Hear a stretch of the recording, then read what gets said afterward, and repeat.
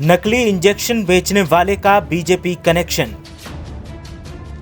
BJP प्रदेश अध्यक्ष स्वतंत्र देव के साथ तस्वीरों का सच। विपक्ष बोला आपदा में अवसर बीजेपी नेताओं का मूल मंत्र। नकली इंजेक्शन बेचने वाले के बीजेपी से निकले गहरे संबंध। कई मंत्रियों और नेताओं के साथ भरा पड़ा है social media account. Black fungus के नकली इंजेक्शन बेच रहा था आरोपी। रंगे हाथ गिरफ्तार आरोपी के खिलाफ विपक्ष लामबंद। कई लोगों को नकली इंजेक्शन बेचकर कर चुका था मौत का सौदा। आपदा में अवसर प्रधानमंत्री नरेंद्र मोदी का यह जुमला बीजेपी के कुछ नर पिशाचों के लिए मूल मंत्र बन गया है और ये नर पिशाच जालसाजी के जरिए लोगों की जान के दुश्मन और इंसानियत पर धब्बा बन रहे हैं। बीजेपी के नेता नकली दवाओं की कालाबाजारी कर लोगों को बचाने की जगह उन्हें मौत की तरफ धकेल रहे हैं, ऐसा यूपी के विपक्ष का कहना है। क्योंकि कल 2 आरोपी ब्लैक फंगस के नकली इंजेक्शन के साथ गिरफ्तार हुए और जब इनकी कुंडली निकाली गई तो बीजेपी के साथ इनके गहरे संबंधों का दावा किया गया। दावों को बल तब और मिल गया जब आरोपी के सोशल मीडिया अकाउंट्स को खंगाला गया।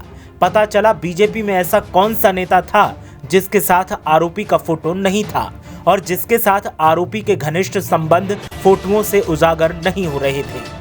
कैबिनेट मंत्रियों के साथ साथ प्रदेश के अध्यक्ष स्वतंत्र देव सिंह के साथ तो उसकी अलग अलग मौकों की अनगिनत तस्वीरें देखने को मिल रही हैं, जिनको बीजेपी झुठलाने की नाकाम कोशिश तो कर रही है, लेकिन हकीकत देखी जाए तो आरोपी के बीजेपी से सीधे संबंध और गहरे संबंध ये तस्वीरें बयान करती हैं। ब्लैक फंगस में कारगर लाइपोजोनल इन्फोटोरेसिन बी के नकली इंजेक्शन के साथ गिरफ्तार आरोपी प्रकाश मिश्रा का राजनीतिक कनेक्शन सामने आया तो सियासत चरम पर पहुंच गई।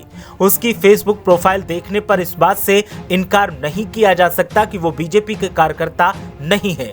इंटरनेट मीडिया पर वायरल हुई इन फोटोग्राफ्स के बाद पुलिस ने आरोपी के राजनीतिक आकाओं की पड़ताल भी शुरू कर दी है और पता लगाने की कोशिश की जा रही है कि आरोपी किसके इशारे पर इतने बुलंद हौसलों के साथ लोगों की जान के साथ खिलवाड़ कर रहा था और नकली इंजेक्शन मनमाने दाम पर बेच रहा था। प्रयागराज के स्वरूप रानी मोतीलाल नेहरू मेडिकल कॉलेज के डॉक्टर करण सिंह चौहान की सूचना पर एसीपी कर्नलगंज त्रिपुरारी पांडे के नेतृत्व में ग्वालटोली पुलिस ने 2 आरोपियों को लाइपोजोनल इन्फोटोरेसिन बी के नकली 68 इंजेक्शन और 1,80,000 रुपए के साथ गिरफ्तार किया था। पूछताछ में सामने आया है कि यह गिरोह कानपुर समेत प्रदेश के आधा दर्जन जिलों में नकली इंजेक्शन तैयार कर बेच रहा है। पुलिस ने रतनदीप अपार्टमेंट निवासी ज्ञानेश शर्मा और प्रॉपर्टी डीलिंग का काम करने वाले ब्लॉक यशोदा नगर निवासी प्रकाश मिश्रा को गिरफ्तार किया। गिरफ्तारी के बाद आरोपी की फोटो इंटरनेट मीडिया पर वायरल होने लगी, जो सीधे सीधे आरोपी को बीजेपी से जोड़ रही थी।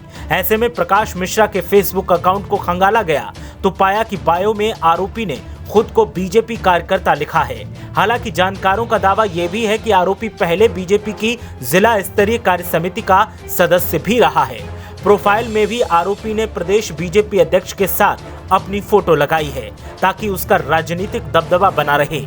कहा तो ये भी जा रहा है कि गिरफ्तारी के वक्त पुलिस पर आरोपी ने सत्ता से कनेक्शन होने का जमकर रौब झाड़ा और बताया कि उसके कौन कौन से नेताओं से संबंध हैं। साथ ही फोटो दिखाकर खुद को पुलिस से छुड़ाने की कोशिश की, लेकिन जब पुलिस के सामने एक न चली तब आरोपी भीगी बिल्ली बन गया।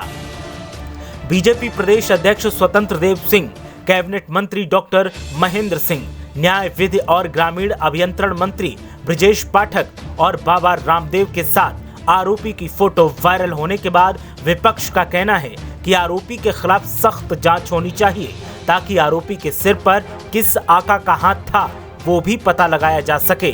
जिस तरह से आरोपी बेखौफ होकर ये काम कर रहा था उससे साफ है कि आरोपी किसी की शह के बिना ऐसा काम नहीं कर सकता और जो आरोपी को शह दे रहा था वो सरकार के साथ में जरूर शामिल हो सकता है, क्योंकि इतना बड़ा काला कारनामा बिना किसी सरकारी मदद के आरोपी अंजाम नहीं दे सकता। अगर आरोपी के ऊपर सरकार में बैठे किसी आका का हाथ नहीं होता तो आरोपी पुलिस के सामने जमकर बीजेपी नेताओं के साथ खिंचाए गए फोटो को नहीं दिखाता और ना ही रौब झाड़ता कि बीजेपी से उसके सीधे संबंध हैं। विपक्ष इन सभी मामलों की और इन सभी सवालों की जांच चाहता है और सरकार से जवाब मांगता है। ब्यूरो रिपोर्ट, मीडिया हलचल।